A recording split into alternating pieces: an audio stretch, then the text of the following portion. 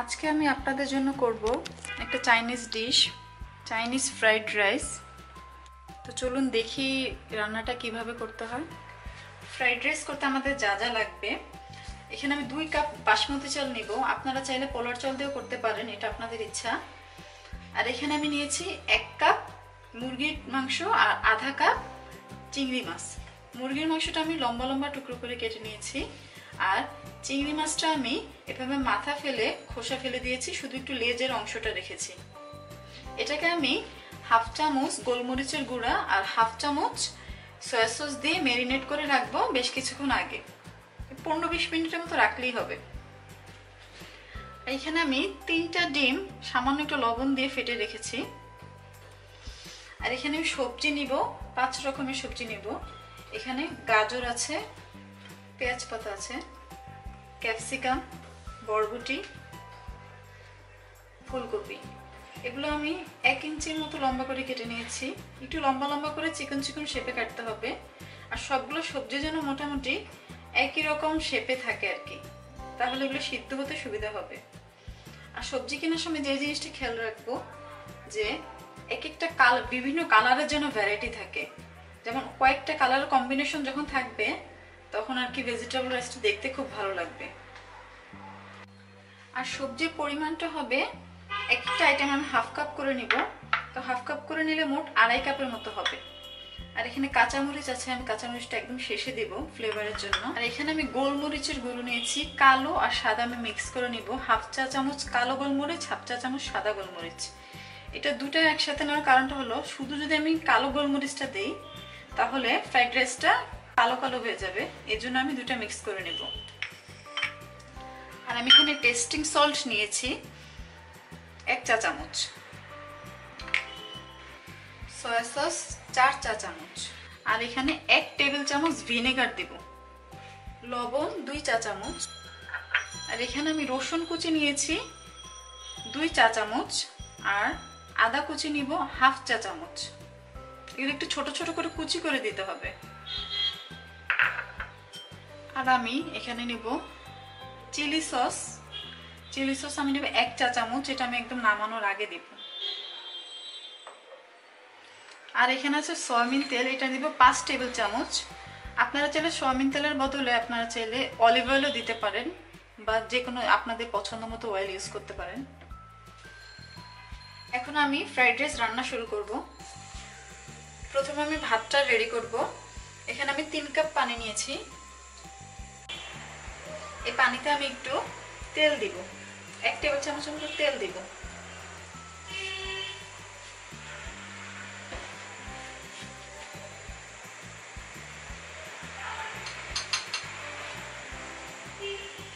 Half চা চামচের মতো এখানে আমি লবণ দিব।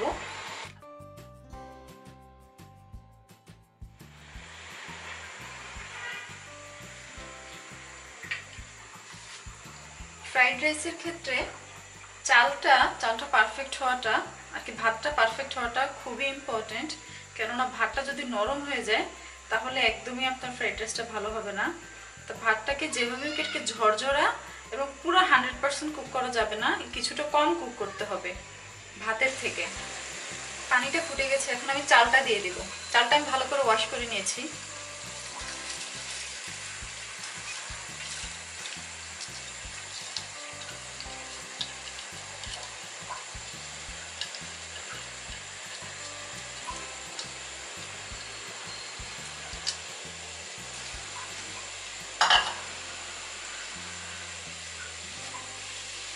মনে রাখবেন যে যেই কাপ দিয়ে আপনি চালটা মাপবেন সেই কাপ দিয়ে আপনি পানিটা মেপে দিবেন।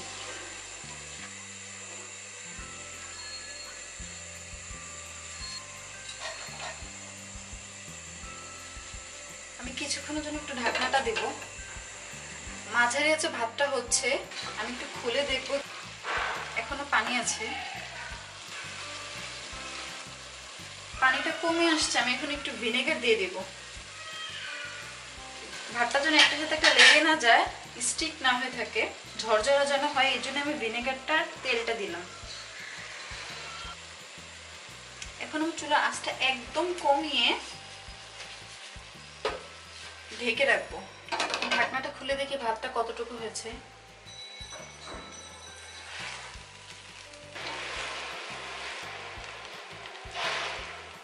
ভাত হয়ে গেছে। ঠিক এরকম অবস্থায় ভাতটা নামাতে হবে। পানিটা শুকিয়ে গেছে আর একদম ভাতটা ঝরঝরা। এখন আমি ভাতটার সাথে সাথে গরম থাকতে থাকতেই এরকম একটা চ্যাপটা কিছুতে আমি ভাতটা বের নেব। একদম ছড়িয়ে ছড়িয়ে বাড়বো।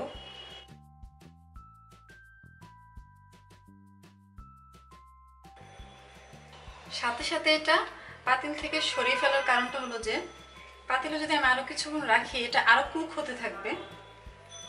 অন্য পাত্রে নিয়ে নিলে আর কুক হতে পারবে না। এখন আমি ভাতটা ঠান্ডা করার জন্য একটু ফ্যানের নিচে রাখবো। এই মাঝামাঝি একটু নেড়ে দিব যাতে ভাতটা ঝরঝরা হয়ে যায়। আপনাদের হাতে যদি সময় না থাকে তাহলে আপনার এটা ঠান্ডা করার জন্য ফ্রিজে রেখে দিতে পারেন, তাহলে এটা তাড়াতাড়ি কুল হয়ে যাবে, ঠান্ডা হয়ে যাবে। আর যদি সময় থাকে ভাতটা আগের দিন অথবা 4-5 ঘন্টা আগে রান্না করে রাখলে আরো ভালো হয়। মোট কথা ভাতটা ঠান্ডা আর ঝরঝরা হতে হবে। আর যদি একদমই সময় না থাকে, খুব ফাস্ট আপনি চান এটা করতে, তাহলে আপনি ফ্রিজের ঠান্ডা পানি দিয়ে এটাকে ধুয়ে একটা ঝাঁঝরির ভিতরে ছেঁকে নেবেন, তখন ভাতটা ঝরঝরা হয়ে যাবে একদম। এখন আমি একটা কড়াইতে 5 টেবিল স্পুনের মতো তেল দিব। একটা কথা মনে রাখবেন যে ফ্রাইড রাইসটা অবশ্যই সবসময় ননস্টিক ফ্রাই প্যানে করবেন, কেননা বাসায় যে আমাদের নর্মাল অ্যালুমিনিয়াম সিলভারের কড়াই থাকে ওগুলোতে আসলে এটা করা যাবে না, কেননা লেগে যাবে নিচে চালটা। তেলটা গরম হয়ে গেছে, এখন আমি রসুন কুচি আর আদা কুচিটা দিয়ে দেব। রসুন আর আদা কুচিটা একটু বাদামি হয়ে গেলে আমি মুরগি আর চিংড়ি মাছটা দিয়ে দিব। এটাতে ম্যারিনেট করার পরে যে পানিটা বের হয়েছে ওই পানিটা অবশ্যই ফেলে দিবেন।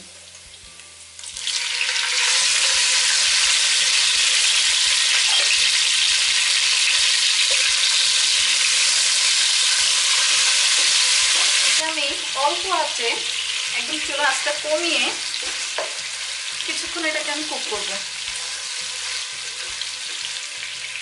ফ্রাইড রাইসটা করার সময় কখনোই আপনাকে ঢাকনা দিতে হবে না। চিংড়ি আর মুরগিটা হয়ে গেছে, কেননা মুরগিটার কালার চেঞ্জ হয়ে গেছে। আমি এখানে একটু বড় চিংড়ি নিয়েছি, আপনারা চাইলে ছোট ছোট চিংড়িও দিতে পারেন। মুরগি হয়ে গেলে আঁচটা আবার মাঝারি করে দিবেন। মুরগিটা এক পাশে রেখে আমি এই পাশটাতে ডিমটা দিয়ে দিব।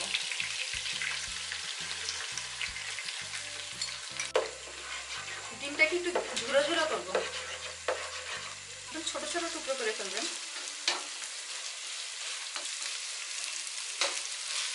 দেখবেন বেশি ফ্রাই যেন না হয়ে যায়, ডিমটা একটু সফট থাকবে। এখন সবগুলো ডিম একসাথে মিশিয়ে ফেলবেন। এখন আমি একটা একটা করে সবগুলো ভেজিটেবল দিব। ভেজিটেবল দেওয়ার সময় খেয়াল রাখবেন যেগুলো একটু সিদ্ধ হতে টাইম লাগে ওই ভেজিটেবলগুলো আপনি আগে দিবেন। যেমন গাজর, তারপর বরবটি, এগুলো সিদ্ধ হতে টাইম লাগে, এগুলো আমি আগে দেব। গাজর আর বরবটিটা আমি আগে দেব। এটা আমি কিছুক্ষণ নাড়বো। এখন আমি বাকি সবজিগুলো দিব। আমি সবগুলো সবজি দিব, শুধু আমি পেঁয়াজ পাতাটা দিব না, পেঁয়াজ পাতাটা আমি পরে দিব। আমি গোলমরিচের গুঁড়োগুলো দিব। সয়া সস আমি 1 চামচ দিব, বাকিটা আমি পরে দিব। টেস্টিং সল্টটা দিব, একটু লেবুর রস দিব। লেবুর রসটা আমার ইনগ্রেডিয়েন্টসে বলা হয়নি, আপনারা 1 টেবিল চামচ লেবুর রস দিয়ে দিবেন। বাকি 1.5 চা চামচ লবণ দিয়ে দেব।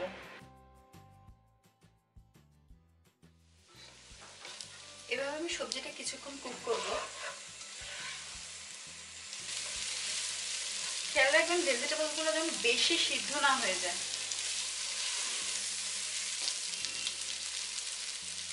2-3 মিনিটের পর সবজিটা নাড়ার পরে আমি এখন এটাতে ভাতটা দিয়ে দেব। এখন আমি এটাতে ভাতটা দিয়ে দেব। দেখেন যে ভাতটা কেমন ঝরঝরে। আপনি চাইলে ভাতটা হাত দিয়ে একটু ভেঙে ভেঙে দিতে পারেন।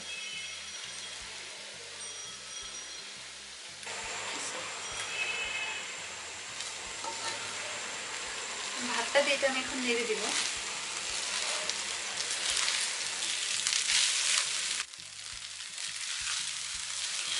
সয়া সস বাকি 3 চা চামচ এখানে দেব।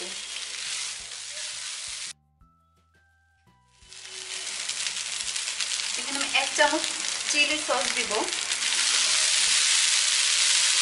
আপনারা আপনাদের পছন্দ মতো সসও দিতে পারেন। চিলি সস, গার্লিক সস, যে কোনো সসই ভালো লাগবে।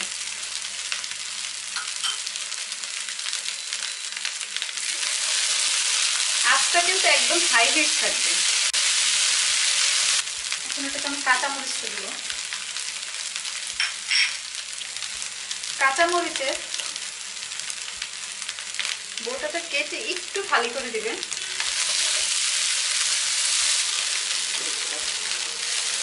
এখন সব শেষে পেঁয়াজ পাতাটা দিয়ে আমি নামিয়ে ফেলবো। পেঁয়াজ পাতাটা সবচেয়ে শেষে দেওয়ার কারণটা হলো পেঁয়াজ পাতাটা থেকে একটু পানি বের হয়, এজন্য আমি আগে দিইনি।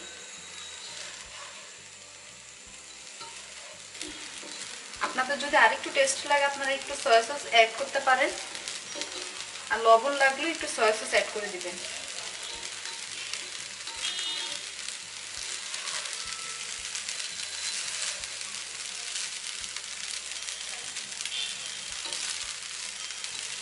আমার রান্নাটা হয়ে গেছে।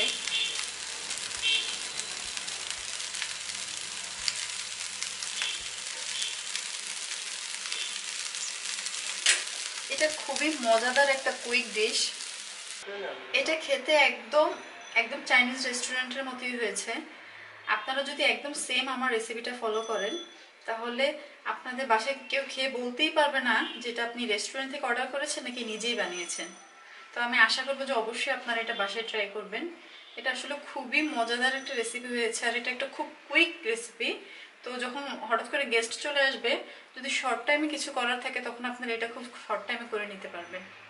শুধু চিকেনটা আর চিংড়ি মাছটা আপনাদের একটু ফ্রিজে রেডি করে রাখবেন সব সময়, তাহলে হঠাৎ করে এই রেসিপিটা করা যায়। এখন আমি এটা একটা ডিশে নিয়ে নেব।